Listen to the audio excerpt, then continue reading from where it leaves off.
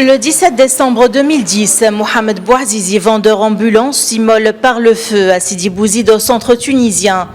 De cet acte désespéré naquit une révolution qui mit fin en un mois au régime du président Ben Ali, au pouvoir depuis 23 ans.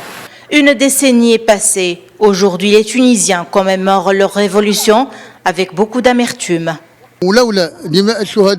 Liberté, dignité et travail, c'était le slogan de la révolution. Nous avons obtenu la liberté, la dignité plus ou moins, mais pas de travail.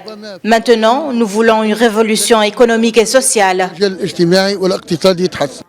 Le soulèvement de l'ancien président Zine Abdine Ben Ali a fait quelques 300 morts dans le pays. Aujourd'hui, les familles des martyrs et blessés de la révolution tunisienne observent un sit-in pour protester contre la non-publication de la liste officielle de leurs proches dans le journal officiel de la République tunisienne.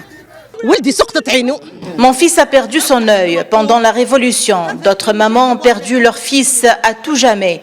Nos maris et nos fils se sont révoltés contre la dictature et ont risqué leur vie pour préparer la route vers la liberté. Aujourd'hui, ils ont été oubliés. Nous allons poursuivre notre révolution et le sit-in ne sera levé que lorsque nos revendications seront réalisées. La commémoration du 17 décembre cette année vient dans un contexte de crise économique et sociale aiguë. À noter que parmi toutes les raisons qui avaient poussé les Tunisiens dans les rues il y a 10 ans, la précarité, la pauvreté, le chômage n'ont pas disparu.